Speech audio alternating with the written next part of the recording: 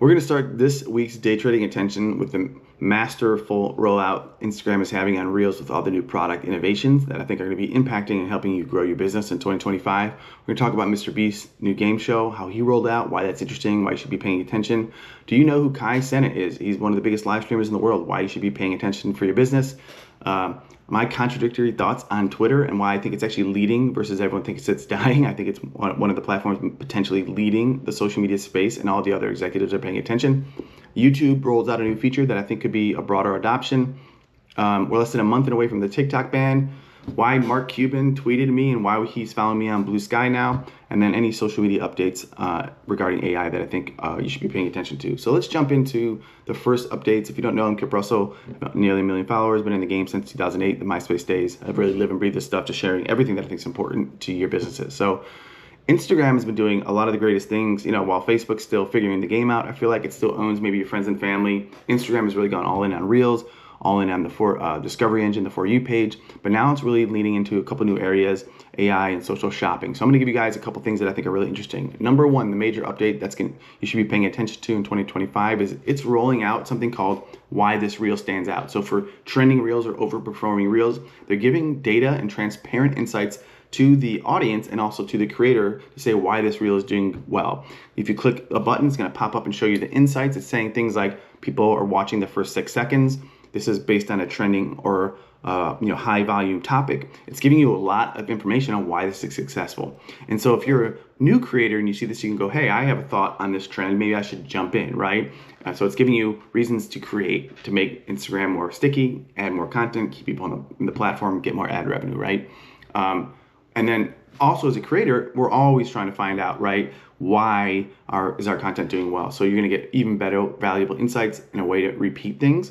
In addition to that, right, they've already done some other really cool updates that we talked about last week that I think are going to be impacting your trends. So a lot of good rollouts there with Instagram. The second really cool thing that they've done is they're adding more prominence to affiliate links on your reels, and they're also adding that within your static posts. So they're making it easier for people, reducing friction to the consumer, so they can click on the product maybe that you're mentioning or talking about in the reel, and they can purchase right away, right? Amazon proved that reducing the friction is key to success, and TikTok proved that watch time is the game for holding attention. You marry the two, right? Reducing friction, watch time, you have a really recipe for success in terms of social shopping, right? So you're gonna get a lot more people testing this out, driving more revenue, brands selling more products using this method. So I think that's a really good rollout, and then creators can make more money, they'll be happier and stay on the platform. 3, they're rolling out AI filters. This isn't rolled out, but Amasor, the head of Instagram, made a video showing you what it's looking like. You can actually, I could just do this video and say, change it to West Texas, or change it to whatever space. You can change your background, you can change your hats, your clothes, your outfits, your avatar, all in real time by just talking to the AI. It's gonna get really crazy as this starts to flood our news feeds in 2025. There's already a ton of AI content on Meta Instagram already, but this is a really cool way where they're building it in like a Snapchat filter. So this is sort of that 2.0, 3.0, 4.0, whatever you want to call it now, for adding filters and really creating content. It's gonna be a really exciting time. I think this is super cool. Imagine one day this will be how movies are made, or all sorts of series of content, right? So Instagram's doing a lot of really cool things. I'm excited for what they're doing. And last update that I think is really important is they've updated the UI for music. They're adding a For You page for trending songs. They're adding an original sounds aspect to it. They're putting a save sounds aspect. This is one of the big things that make creative take off. And as Meta starts to do deals with the major publishing companies and record labels, this is only going to help them focus attention to the consumer so that songs go viral and it has more end value to the big businesses that spend their money and want people to win on reels.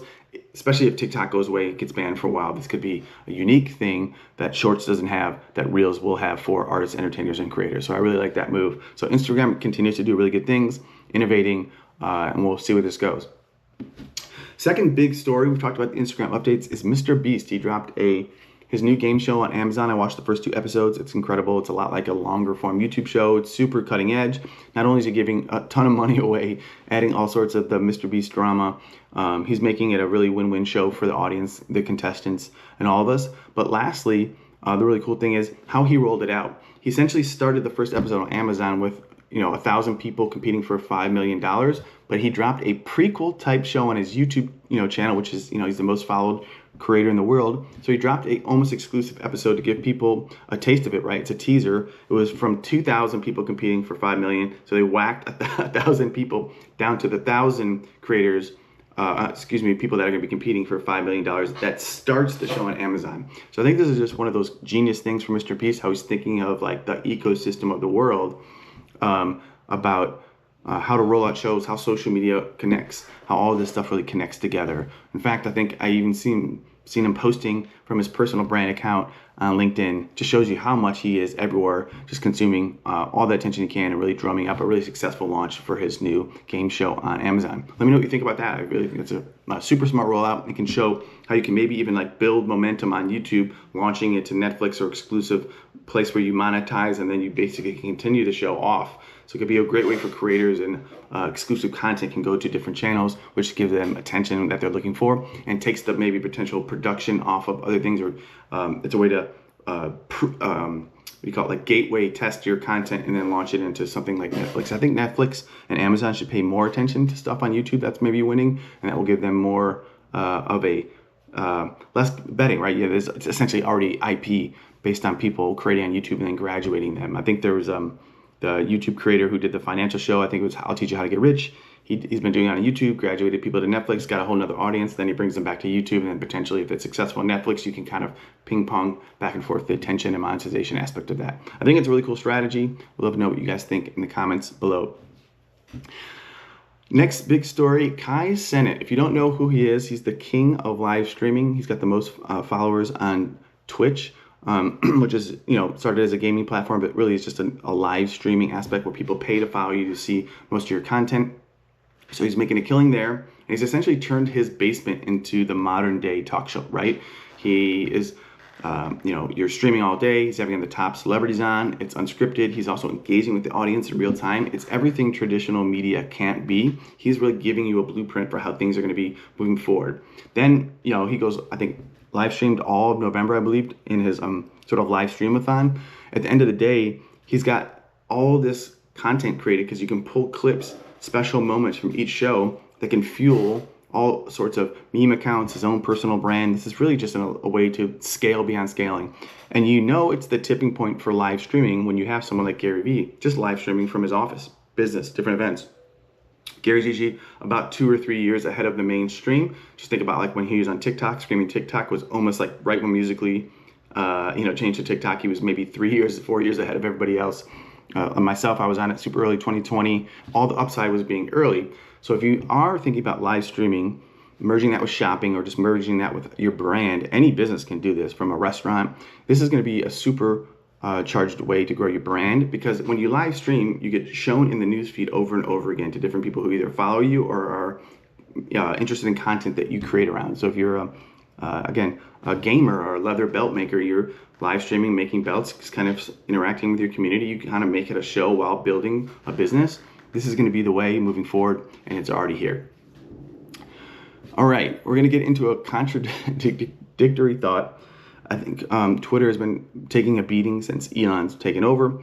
But I do think if you take a step back, looking at the product of Twitter and looking at the, obviously the drama behind Musk, the personal brand, I do think people underestimate Twitter's importance to culture and its impact on the broader social media sphere. And while, the skinny down version of it isn't maybe where it could be, it's going to be probably, and I think it is leading the industry. I know this is contradictory and people might not believe this, but first off, I'll just give you some aspects. He started the first paid verification, and while it did have a lot of backlash, it is the standard moving forward, and all the other major platforms are adopting it, right? Where you can pay to get verification. It comes with some added benefits. It comes with some news feed aspects. It comes with some customer service and account protection aspects. I do think this was a huge miss by Meta not doing this with businesses in the beginning. That way they can legitimize themselves, have good customer service, and it's a whole nother revenue stream besides the paid ads.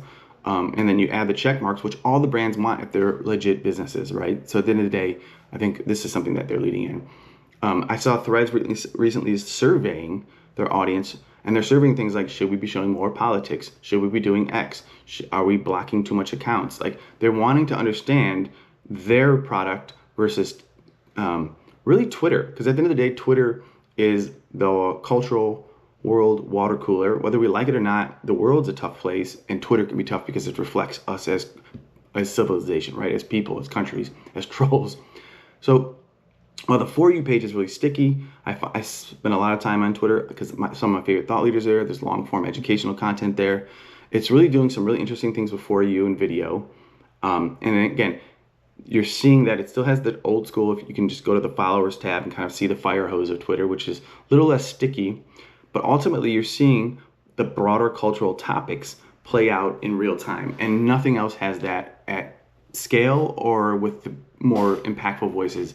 You do have people like Mark Cuban. We'll talk about my conversation with Mark Cuban real quick on social media on the next later on in this pod. But at the end of the day, he's shown that you can skinny up these very bloated tech companies like Meta, and where to kind of focus to have driving innovation, which is really where we're all trying to go. I think knowing that things got maybe bloated across companies, how do we get more scaled down? How do we integrate AI, right? How do we do things better?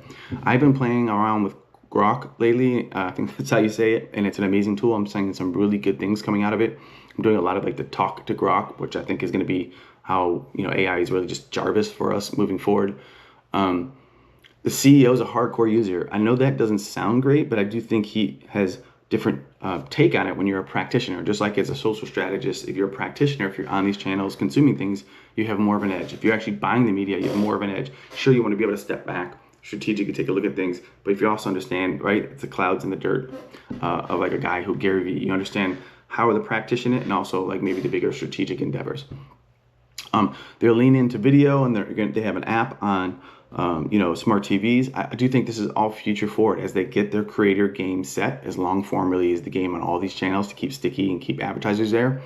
I think the free speech aspect is winning. I think while there's some backlash to it, I do think long term there'll be some regulation like keeping kids off or whatever. You're going to think that transparency and free speech are going to be super crucial to everything moving forward.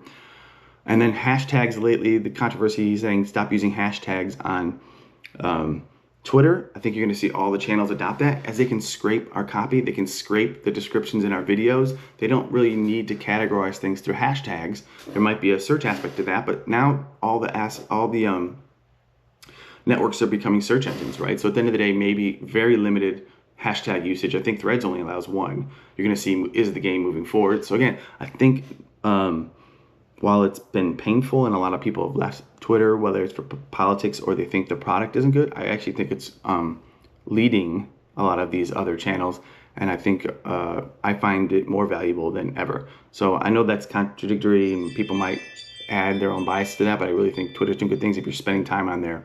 But you have to be able to, on the For You page, understand that it's the wild, it is the world view. You're not going to agree with everything. You're not going to like everything. Which leads me to my Twitter small conversation with Mark Cuban. Mark Cuban posted, I'm going to pull it up on Twitter, about his experience on bluesky. I spend a lot of time right on social media. I'm on Trump's Truth Social. I'm on bluesky, right? I'm experimenting on all the emerging places just to understand if it makes sense for myself, if it makes sense for my clients, if it makes sense as a brand. So I recently just really commented because of what I've noticed on bluesky is it can be as toxic as people say Twitter is, but it's more left-leaning. And when people go to Twitter, they say it's more right-leaning. I think it's really about, the game is about who you follow, and that's what I told Mark Cuban. I said you have to, at the end of the day, follow a wide range of views, whether it's people, in the middle, very left, very right, different economic world views, because ultimately you have to be able to decipher and inform your own opinions through that. And that's kind of what I said to Mark Cuban. And he said, I don't disagree. Essentially, he said, but bluesky has more ways to regulate the negative hate speech under his posts. And ultimately, that's why he's moving to bluesky. Whether that's the only reason, that's kind of what I asked him. I said, how do you view Twitter? How are you going to stay on Twitter? Like, you abandoning it? He does feel like he's going to really push bluesky. He then replied to my comment, then followed me on bluesky. And you guys know I make music. He told me to post more music on bluesky, and I said that's touche. It's a fair point.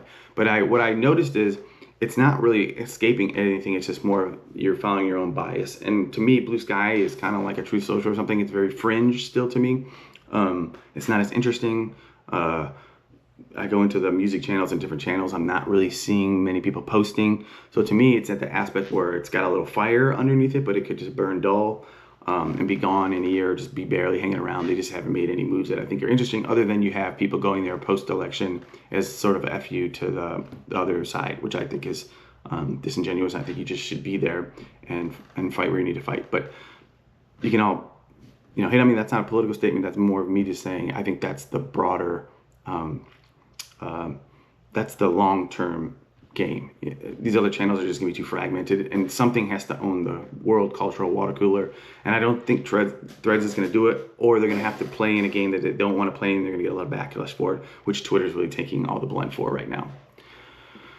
So that's my Mark Cuban story. Maybe one day I'll get him on a pod. We'll be buddies. But I think Mark's important. I told him, I said, you're super important to the world cultural conversation, and I hope like the recent events don't scare you off Twitter, because I like reading him. I enjoyed him on all the podcasts, like All In and different things that he's been doing lately. Whether we all get it wrong, right? We all say stupid things, and I think that's just part of the game. 60 minutes in here, I'm going to dive into the last little cool update. Two things. YouTube's testing a search bar on shorts that then drives to related long form content. I think this is a good play. I do think the bigger play is connecting short form clips directly back to the long form video that they come from. Is going to be the end game for YouTube once they can figure that out. And then maybe they're already testing stuff like this where you can upload your YouTube video. And I think in ads it can clip it for you, but there's all sorts of programs that can auto clip your clips from long form content. I think as YouTube starts to understand the game and watch time, they can start to pull out the clips for you, and then you can share them to shorts. I think that's the holy grail of the next phase of this, so that the ecosystem for creators, you're reducing work on our end, and then you're connecting the dots to the long form content, which is ultimately the best quality stuff no matter what social network you're on. And the last little news section I'm going to add is AI updates to social media here. What am I paying attention to? What do I think is cool? I've been playing around with the AI copywriting. LinkedIn has it. Like, you write a post, you can click AI, rewrite it for me. A lot of the social media tools like Sprout Social have that. A lot of the networks have a version of that. And I find them good for grammar, but not great at making copy uniquely to your own person so far. And I think they'll get better over time. But I do think that's been interesting. I've been playing around with that. I like that Grok's ads talk to Grok. I don't know if I'm saying it right, but I think that will be a bigger play. I'm experimenting a lot. Grok did two really interesting things. They have the talk to Grok, so you can essentially just like type your request and it answers it, which I really, really like. And again, I keep saying AI is going to be Jarvis. Eventually, we'll be kind of more talking to our computers, and they'll be doing things in the background while we kind of drink coffee and figure out things, and we'll be more ideating on the game of things. That's going to be really cool. But Grok has something else that's called analyzing posts. So if someone creates a post, if you look in the top right, you hit Grok, analyze this post, it can summarize it for you. So I think that's really interesting. I actually use a AI tool for that on the web here. I forget what it's called. I think it's Harpa. Harpa AI can, like, you go to a news site, you can click it and it'll summarize it. You can long form summarize, short form summarize it, make a social post. But I do think as people don't want to click out of Twitter, they'll use this, summarize this content for me, or they need someone to help break down the more important parts of the piece of content. This is a great way to do it. It's like a real-time teacher, translator type thing. So a couple good updates in social media AI that I'm paying attention to. There's lots of other stuff, but I thought I'd just give you guys a short summary in this video. So I covered a lot. I said a lot. Would love your thoughts, comments below. Is this information helpful? Are you learning? Are you going to apply any of these things? Am I stupid about Twitter? Whatever your thoughts are, I would love to know, just because it helps me learn and make better content for you guys. Peace.